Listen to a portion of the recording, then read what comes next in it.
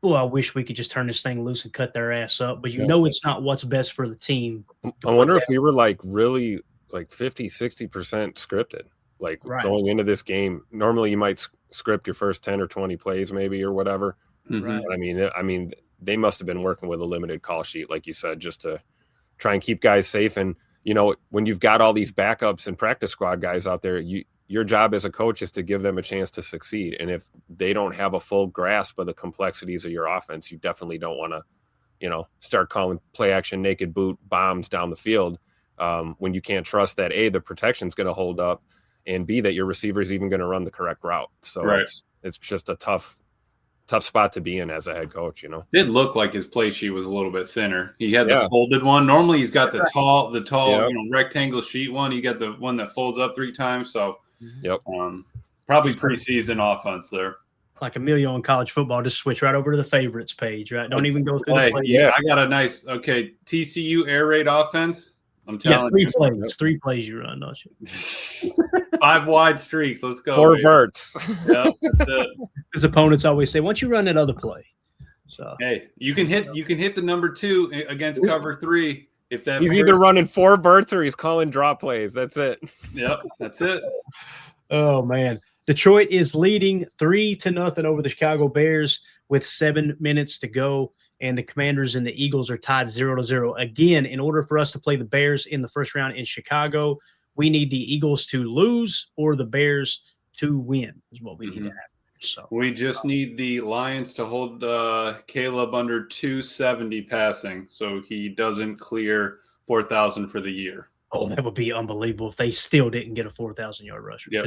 No, because they can't be adding on the playoffs and now we hit 4,000. It's like, dude, come on, you get 2 extra games. You still can't do it. We got a black and white photo the last time it's never happened. Love it. All right, and the Commanders are rolling here. They're down to the 5-yard line, looking at a 2nd and 5 from about the 6-yard, or 2nd and 4 from the 5, I think it is. Yeah, 2nd and 4 from the 5. So we'll keep you guys posted on that. So Jamin Johnson, what did he look like on PFF? I mean, not that it really matters. He's 48, right? Yes, sir. Number 48. I have him as a number 11, just behind Colin Oliver. 67 snaps. He was in for every one of them. 54.6 defensive grade total. Run defensive of 78.9. Tackling 69.4. Pass rush 51.4. His coverage grade was what hurt him. 40.5. And it was like, I remember seeing it on the that one dig route where it was maybe 13, 14 yards deep. He was dropping into coverage and just kind of shuffled towards the sideline a little bit, opened up that inner dig lane right there in between the numbers and the hash. But besides that, not terrible. That's how I felt. I felt like I was seeing really good things from 48, and then you'd see a play where it's like, oh my gosh, what are you doing? Mm-hmm. We even saw that on one of the pass rush reps. He got engaged and just did not get off the blocker quick enough, and ball carrier streaks right past you for another 12-yard gain. Yep. But then he would put great plays together too. So I think that's another guy who maybe flashed a little bit today. Another glimmer of positive hope here during this tough time to be a Packer fan, right? They do have him as one hurry, Tim, for the pressure. You know who was tearing it up, and Jacob would be super excited? Mr. Brenton Cox, 6 total pressures, 1 sack, 2 hits, 3 hurries. Yeah. He did a great job of setting the edge today, man. Yes. A heady game, right, Tim? Very heady game from Mr. Cox. Yes, sir. That's exactly what they said on the telecast, by the way. They said, what a heady play by Cox. And I went, I'm not even going to say anything. And Clay went, let's clip that for the pod. And then my phone went, brrr, and I looked down and Emilio had topped it out. Unbelievable, man. We heard the same thing there. So, Baron Sorrell, though, man, 8 total tackles, 5 solo, a sack, and a tackle for a loss, and a fumble recovery. I'm feeling pretty good about where Baron Sorrell is as a rookie campaign, because this isn't just this game. We've seen it throughout the year. When he's on the field, it doesn't look like it's too big for him, right? He looks like he belongs. I don't know what his PFF grade was, Emilio. I think you said it earlier. What was it again? He was 5th. He had a 66.4, 52 total snaps, 3 total pressures, 1 sack, 2 hits, or 2 hurries, sorry. Got it. So when you model the roster out, I think there's a realistic chance that Rashawn Gary isn't on this team next year. or you're going to get him back at a lowered cap number, right? They'll do some kind of adjustment there, I would imagine, if he does return. So now you're going to be looking at Micah Parsons on one side. Let's say that Gary isn't on the roster next year. Micah Parsons one side, LVN on the other, and it's going to be Brenton Cox Jr. and Barron Sorrell as the backups. I feel pretty good about that edge room. If you get Gary back at a lowered cap number, he still leads all of your edge defenders in run stops, and he's second in sacks, and he has the highest pressure percentage outside of Micah. So he still led the team in all those things other than Micah. I think it was like a 12.5% pressure rate. If you get him back at a lowered number, there's no reason to even look at edge unless somebody falls right in your lap in the draft, right? You're pretty well – I feel like you're pretty well set there. The focus on defense, in my opinion, needs to be 3-tech. And if Quay isn't back, as some of the reports are saying that the Packers are leaning towards moving away, if that's the case, then you need to find that next stack backer. If you don't feel confident in Hopper, if you don't feel confident in McDuffie, might want to grab that in the draft as well. Feel good about our safety room, right?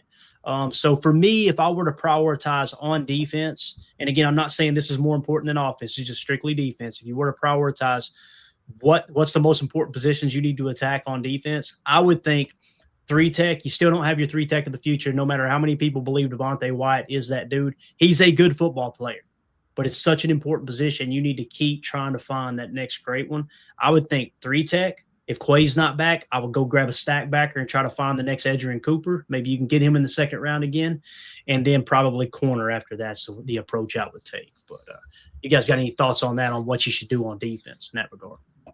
I just think about Colin Oliver. We talk about his versatility too, so if you feel good about going that route with the edge, maybe you do start looking at Colin Oliver playing stack backer if you're not going to go draft somebody.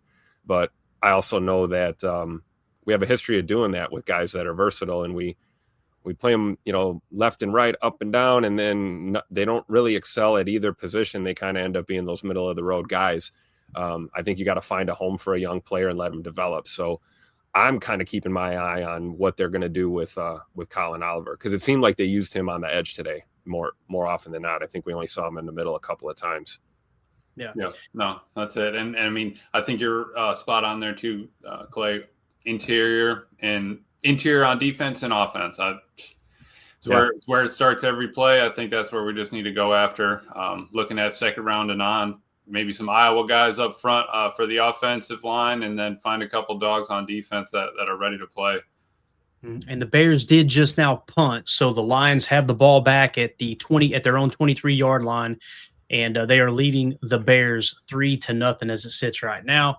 And in terms of the Commander game, the Commanders and the Eagles are tied. It's Eagles ball now. I'm not sure what happened there. I was talking while that I think he missed a field goal.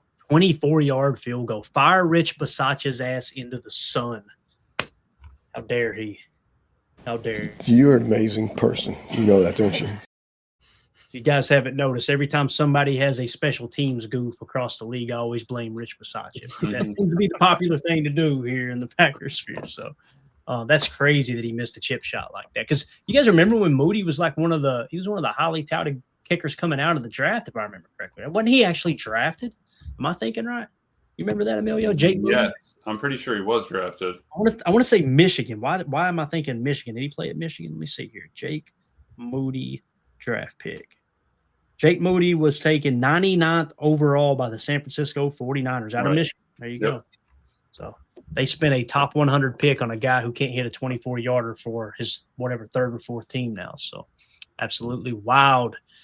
All right, so let's look at some of these other scores across the league. Not that many of them matter. Obviously, the one tonight, Pittsburgh going up against Baltimore for basically what is a playoff game, essentially, right? It's a win and you're in top game for both of those teams, but we'll talk about that. That's going to be a Sunday night game of the week as the Eagles just complete a pass for 8 yards on first down. So, again, going through the league real quick, the Bills are leading the Jets 7-0. The Bears are trailing the Lions 3-0. It's Lions ball now. The Broncos are leading the Chargers 10-0. The Chiefs are beating the Raiders 3-0 in the Toilet Bowl this week. You got the Cardinals and the Rams tied at 3, and there's some seeding involved here. with the Rams, if I remember correctly. So that's really, really interesting if the Cardinals can upset them. I'm almost positive the Rams aren't locked into their current seed as it sits right now. Patriots are beating the Dolphins 14-0. Man, Mike Vrabel has got that team humming up there in New England. Again, the Commanders and the Eagles are tied 0-0. And then that night game tonight will be the Ravens at the Steelers, 28 degrees in the forecast there. Maybe a slight chance of some snow flurries, but going to be rooting on Aaron Rodgers in that game. So you guys got anything to add to any of these games we're looking at here before we dive into this Lions-Bears game? Yeah, the Patriots. Is Vrabel pulling the old Belichick and we're playing all the starters and we don't care? Probably is, Tim. I love it. He's definitely cut from the Belichick cloth. That's for sure, man. Do they still have a chance for that first round or? I think so. Let me do this. Let me drop this down. Let's do this. I thought they had to win to make sure they locked it in, or is it Denver that has to beat the Chargers to win to lock it in? Let's see real quick. So when you look at the playoff simulator here, right?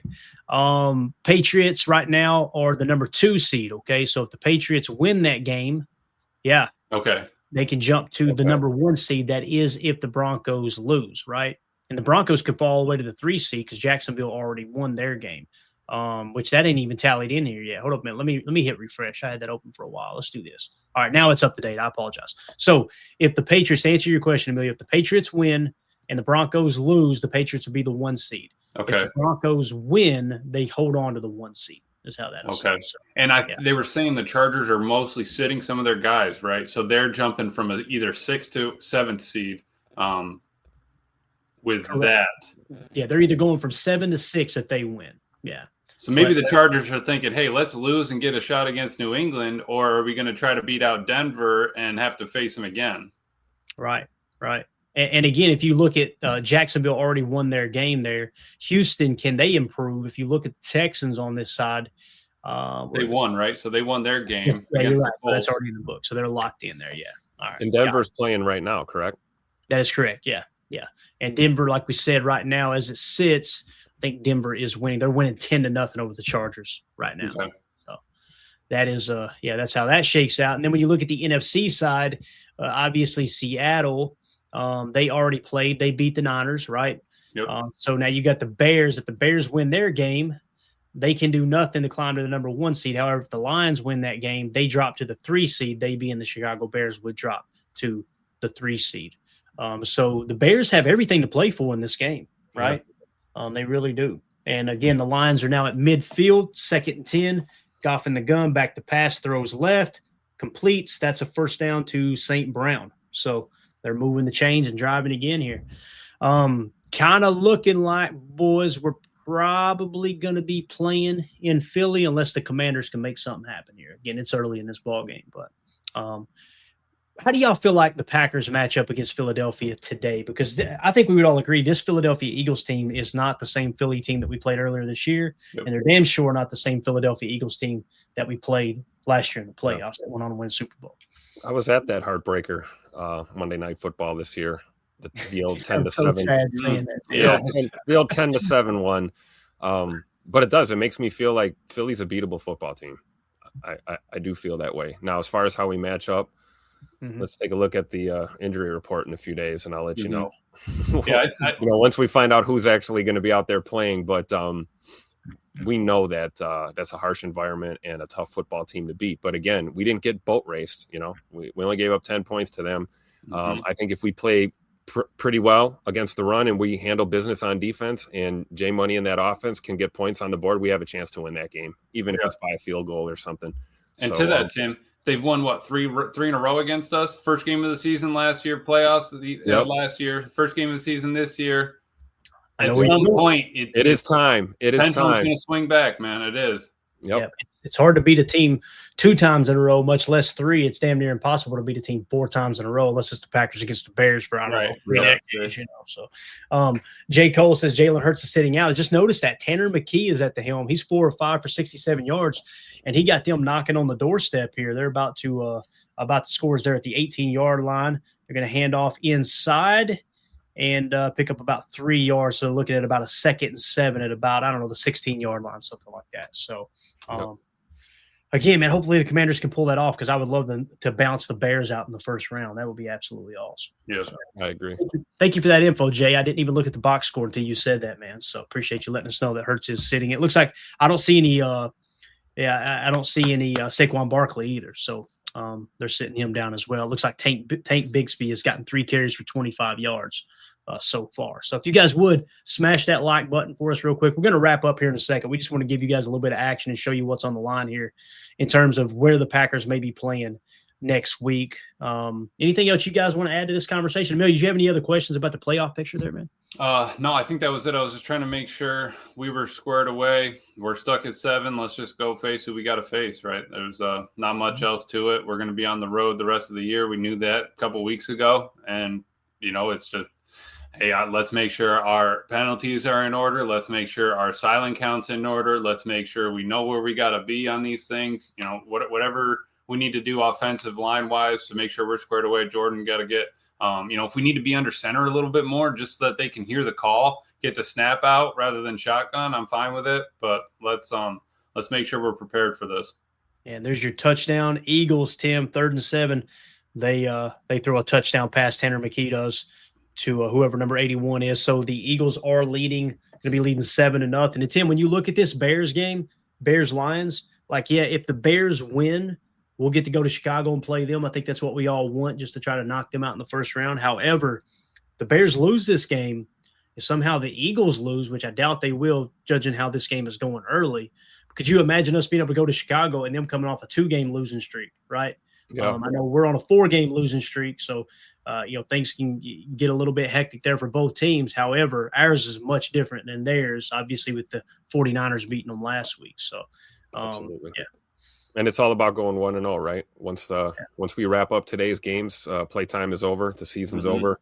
It's a whole new ball game. You bust your tail all year long to be one of the 7, and that's all that matters right now. So I hope the guys are just focused and, I'm with you guys. I'd prefer to get Chicago next week, but this team has got to be ready to go no matter who we face. If we got to go to Philly, so be it. A win is a win is a win. Let's get it done. Yep. Yeah, that's what Ed Madden says here, Emilio. Thanks, guys. Hope Tom, Jacobs, and everyone is healthy next week. I think they'll all be out there, to be honest with you, man. Yep. I'd be very surprised if Zach Tom and Josh Jacobs aren't playing next week or even limited in that matter. I think that they're going to lay it all out there, all hands on deck. Last game of the season, you can't hold anything back, just like Coach Klein said on the Water Boy. You know what I mean? See? You can't hold anything back. So, curious to casual in with the super chat says Clayton, Morgan, and Monk play today. Thoughts? I kind of talked about it a little bit earlier, Chris, with Jordan Morgan. I got to go back and watch the end zone cam. I didn't feel like he was horrible, like some people were saying. And I've seen a lot of that online. And again, you got to kind of look at, he's playing next to Lasita Smith at guard. You got Clayton Tune, brand new quarterback, practice squad caliber quarterback out there. You had all these backups in and out of the offense. I just want to focus on his one-on-one matchups. That's what I want to key in on. I don't like the penalties. As we mentioned earlier, there were some penalties, right? At least one that I know of. Might have been multiple. But I want to key in on his one-on-one matchups. What's his pass set look like on the left side? Does it look different than the right side or not? And that's just stuff I can't pick up on the TV copy, man. I'm getting old. My eyes are bad. So I know, Emilio, you kind of talked about it, though, with the PFF grade, right? You already mentioned Morgan. Do you remember what it was roughly? Yeah. You got to be exact. No, you're good. Morgan was we had Morgan as the 4th best with a 60.9, and Jacob Monk was 2nd best with a 70.5. Both of them playing 51 snaps, all offensive snaps there. Not terrible. Darian Kennard had a 59-1. Basically, our right guard set, it was top 10 is right guard, center, halfback, left tackle, right tackle, left guard. Musgrave had 2 snaps. Then you had Emmanuel, Bo, and Jacoby Kinney-James. I'm just glad that I see the offensive line being up higher, even though we, had 4 sacks and stuff like that. I'd rather see that wall being built, protecting whatever quarterback's back there, whoever's back there, moving this offensive forward. Yeah. So with Monk, I mean, that seems like pretty good news, right? 70.7 run blocking. He had a 54.2 pass blocking, but I did see him kind of grading out there. He was he was making it happen. And it didn't seem to be any issues with snapping the ball either. I mean, some of those snaps look better than what we saw from Sean Ryan the last few weeks.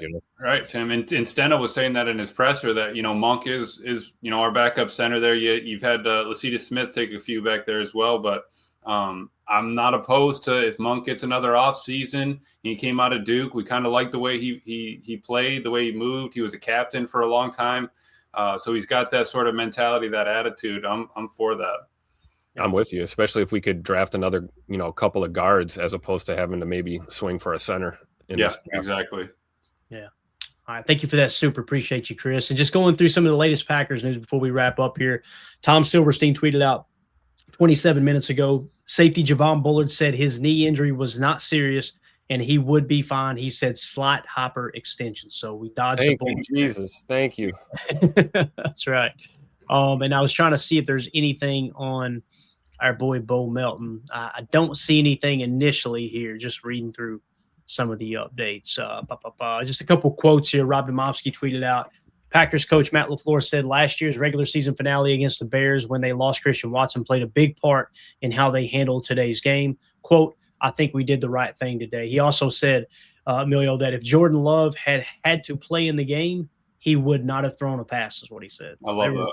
They were willing to just run the ball 3 times and punt. So, again, and Tim, we kind of talked about this. Last year they played Watson. We're raking them over the coals, right, in a game that basically didn't mean anything. And now this year they sit them, and we got fans raking them over the coals for sitting everybody. Oh yeah, right? you can't make those type of people happy. They wouldn't know it if it, walked in the room and gave them a hug. They still couldn't find happiness. I mean, It's tough. It's really tough. I guess my only concern with Jordan, it's like we're going on over 2 weeks here since he's played some meaningful snaps. Mm-hmm. You worry a little bit about a little bit of quote unquote rust or rusty gears a little bit, but I think that install this week they'll get him ready to go for whoever we're matching up against, and I wouldn't be surprised if he finds his rhythm early and often. Maybe we even go pass heavy in that game early just to get Jordan in some kind of rhythm and see if we can get him back to that starting form that we're used to seeing him play at. But we have to acknowledge the fact, man, it's been a while since we've seen him on the field. Yeah, no, absolutely. That's the other thing, too, about what you said about the install and this and that.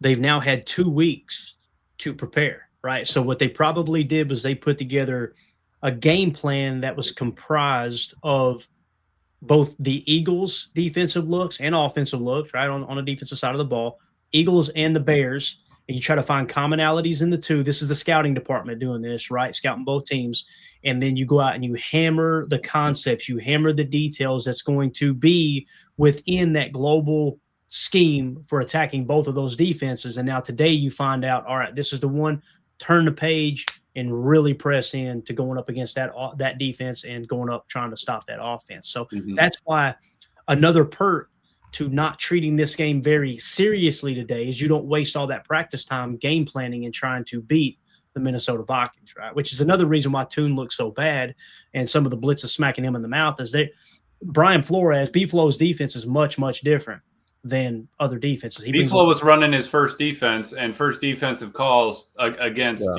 third string off preseason offense, right? You get a couple mugs up there, you get no communication amongst the O line, but they don't, it gets crisscrossed and you get a blitzer up the middle, it's a wrap. You're not getting that thing out in 2 seconds. You got to love what you set the protection and then the defensive line identifies it in 100th of a second. And it's like, okay, it's not going to work out well.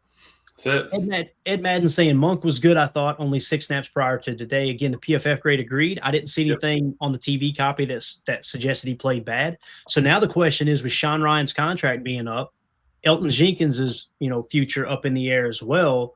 That's when we shift to off-season needs on offense, center's got to be right up there at the top, right? It's got to be. Yeah, I mean, I like Sean Ryan better as a guard, at right guard or even left guard than as a center, personally. And really fast, before we get off the O-line talk, let me just give the flowers to Anthony Belton, best graded player on PFF so far for our team, 71 flat with an 84 flat pass blocking, 65-9 run blocking. He was in for all 51 snaps. Big Escalade. Let's go. That's great because he's going to be starting next year. I think he will be a starter on this line. Will right next to Travis Glover. I can't wait, man. It's going to be a game. Emilio said they're going to bench Zach Tom and put Travis Glover in. See, come on now. Or is Zach Tom finally going to play center? See, that's what I was kind of getting at, because I'm not saying Jacob Monk should be the starting center, right? Nobody's saying that here. And I'm not even saying that Sean Ryan won't be back. Maybe he tests the market. The Packers get him back on a bargain, and he competes for the starting center job. I don't think that's the way we should go.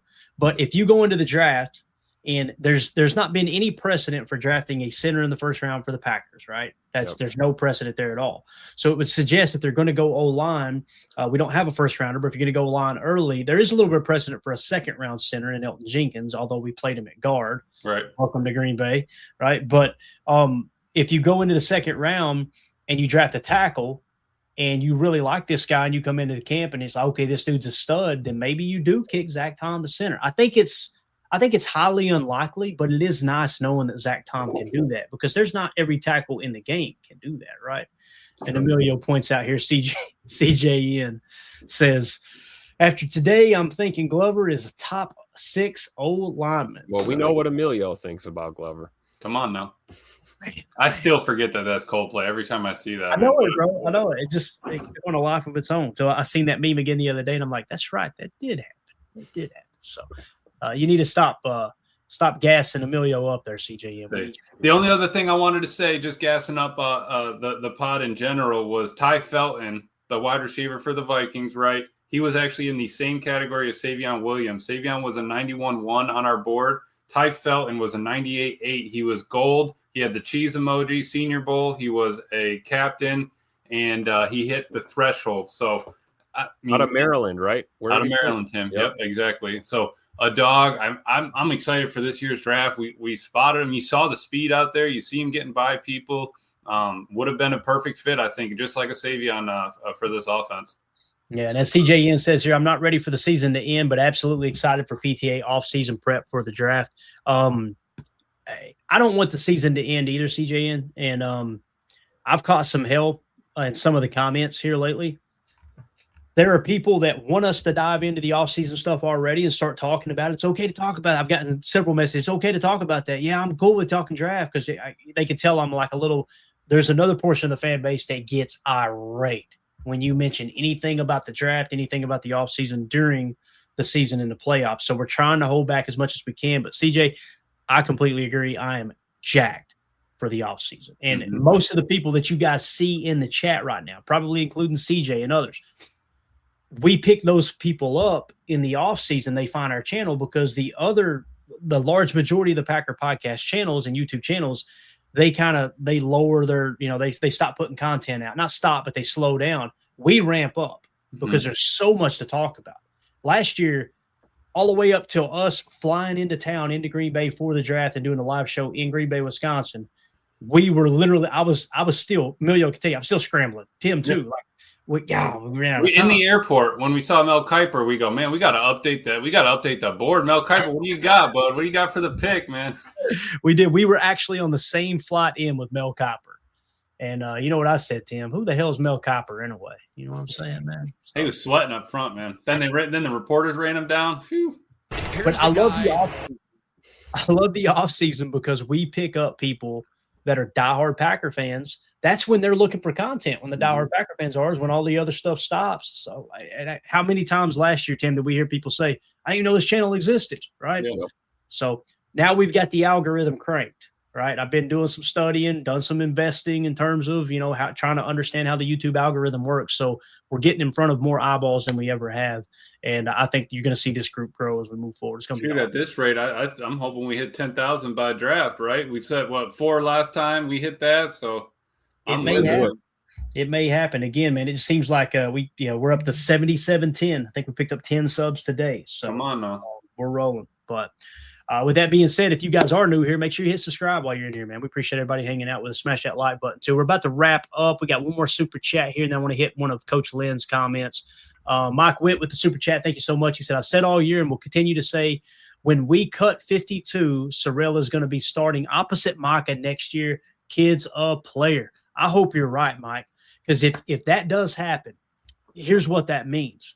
It probably means you let LVN walk in free agency after next year, and you got Baron Sorrell on a very, very, very cheap contract. if he's starting caliber opposite Micah, boy, do you save a lot of money on the cap for a couple of years, and you could spend that money maybe on a center in free agency, maybe on an offensive lineman in free agency that's not named Aaron Banks.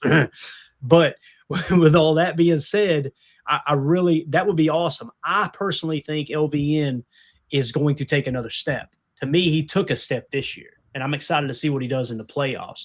It's becoming more and more obvious to me, though, that Rashawn Gary, his best football is behind him, although he's still playing, I think, good football. PFF agrees, too. Like, it's when you look at the PFF grades, he's always there. I think he's grading out 70 this year, right?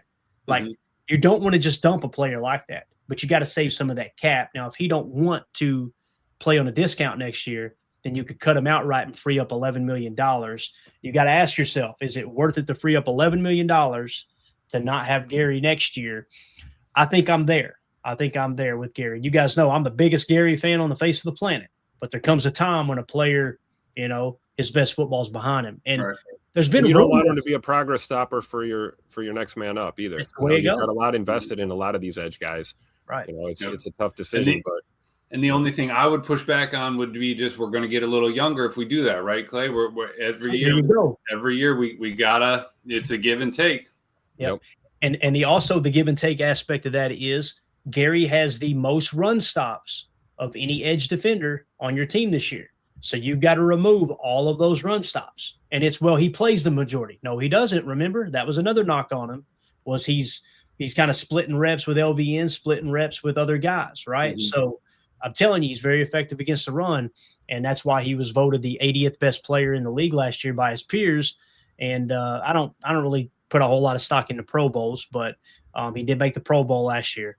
But with that being said, I'm just saying, don't be surprised that run defense takes a little bit of a hit. Although LVN, in my opinion, he looks like he's capable of doing that. So yeah. And Mike Witt with another super chat. Appreciate you, buddy. He said, and if I am a Vikings fan, I wouldn't be happy about that victory. They beat us by 10 with 13 with us playing our fifth stringers. LOL. What a joke franchise. That's a great point, Mike. Thank you for the super. And Harrison Smith, it looked to me like he's probably done. Ham too, right? CJ Ham, what a dog. Fullback. Hey, that was the position back in the day, man. Fullback, you don't get a lot of love, but I'm glad he got a couple touchdowns. Everybody there, you know, you saw it in his eyes, and just you got to still give respect, man. For all those guys, especially Harrison Smith, playing 14 seasons, all with the Vikings. That's crazy impressive. You don't have that very often now. It's true. Yeah, definitely. All right, thank you for that super, Mike. Appreciate you. Anything else y'all want to hit on, boys? I'm going to hit refresh one last time and make sure we're not missing anything. We'll give y'all an update on these two important games. The only other one, Tim had this one started back a little bit. We just wanted to hit it, was Coach Len said, how are teams going to scout us in the first round? Teams have no good film on us in like 5 weeks. It's a great point. I think that was Matt's by design. That was Matt's goal, right? That's what he was looking at. I feel like after the second loss, he was like, you know, first or second loss, like, all right, man, maybe we dial this back. You're looking at the saturation. If it's the Bears, they have our games that we played against them, and then what? You know, you're not getting any tape from this game and stuff like that. So I think you're spot on, Coach. We might be able to catch them a little bit. And plus, as much as the personnel has moved around too, even since we played Chicago last. So, you know, we're going to have I guarantee you a little bit of a different look when we come out against, you know, Chicago or Philly for that matter. Two teams that we've, you know, are very familiar with this year and last year. So I think we're poised for a good matchup either way. And Tim, for those teams, Philly, Chicago, it's not like they've dialed back too much. Maybe this is their only dial back game, but they've been trying to win. They've still been bringing out their offense. They've still been running their plays to try to keep that streak going to get their positioning. So we have a little bit more film on them on where they're wanting to go with it. It's a great point. Yeah, definitely. I was trying to look something up real quick. You guys keep talking for just 1 second. We'll wrap up. We're almost done here. Great minds think alike, though, Coach Len. That's what I was thinking. You beat me to it. You know, like you wonder what we really have put on film, and especially looking at today, right? Vanilla as vanilla gets on both sides of the ball. Great job by our staff. You know. I think so. And Bates said it perfectly here. He said he might do some ayahuasca tonight and watch A-Rod. Watch A-Rod's game in a bush out back. Let's go. I love it. That's hilarious, man. I want to hit this real quick. Rick, I see him. He's had several comments here in the chat talking about Gary and the run stop. He seems to think Gary is just the most run stops because he hasn't been hurt and been out there all year. When you look at the run stops here on NFL Pro, all right, we'll try to zoom in where you guys can see it. You'll notice Kingsley Enagbare had 9 less run stops than Gary. Gary only had, 24 more run D snaps than Gary than Enagbare. Yep. So this idea that Gary is much lower in run stops is just simply false. Believe me, I've been tracking it all year, been watching it like a hawk for sure. And again, he had 1 less run stop than Kobe Wooden, who is your touch spy one tech. His job is to stop the run. That is his sole focus as the nose tackle / shade / one tech in this majority nickel 4-2-5 look, right? And when you look at his run D snaps, he had 61 more run D snaps than Gary and only 1 more stop. Mm-hmm. So Gary has been good at stopping the run, although people will continue to try to, make it sound like he hasn't. And I don't understand that hate, man. It's mind-boggling that no matter what the situation is, people have constantly just tried to find a reason to Gary's a problem. Gary's a problem. Gary's a problem. He's a run-setting edge. He is what he's been his entire career. It's tapering off.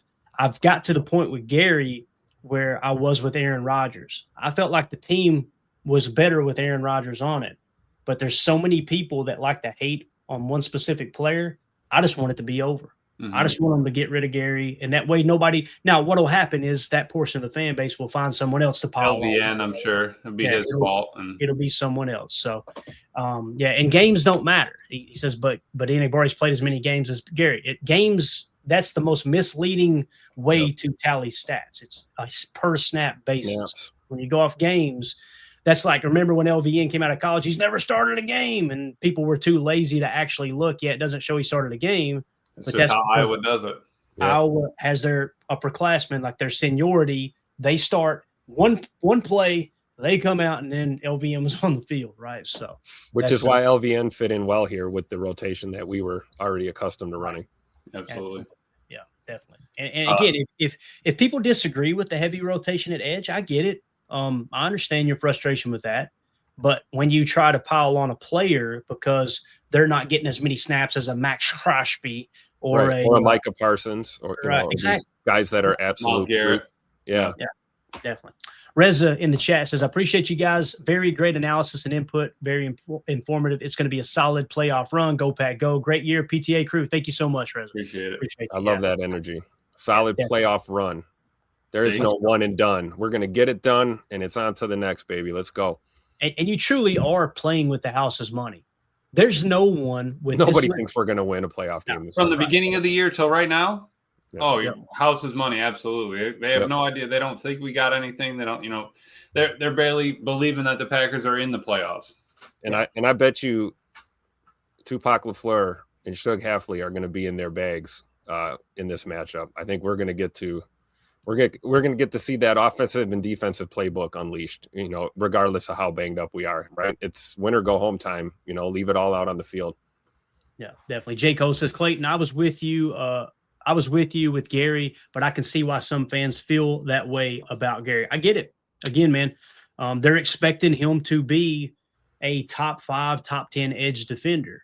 Gary's never been that, and that's where it comes to me. It comes down to proper expectations. Like never once did I feel like Gary is up there with TJ Watt, although he had a higher pressure percentage than him a couple years, right? Same thing with like Myles Garrett. Who in their right mind would think that Rashawn Gary is on the same level as Myles Garrett? Mm-hmm. And to pretend like they're getting paid the same amount of money is just silly. Like Gary 3 years ago was right at $10 million cap hit. I think last year he was $11 million cap hit. Right. This year he jumped to 23, and that's why we're now having a conversation. Like, okay, it's not good enough for that cap hit now, but the guaranteed money's gone. Immediately people shift the argument to average annual value. No, that doesn't make a hill of beans. The guaranteed money determines when the out is and where the out is and the amount of snaps they played for the cap hit that's been charged, plus the dead cap that's attached, which in this case will go down each year now. If he isn't on the roster next year, it's going to be the tune of like 11 million or whatever it is. Then, that's the true number. So again, there's really no point in arguing with people over it, but I understand what you're saying, Jay. I think it's proper.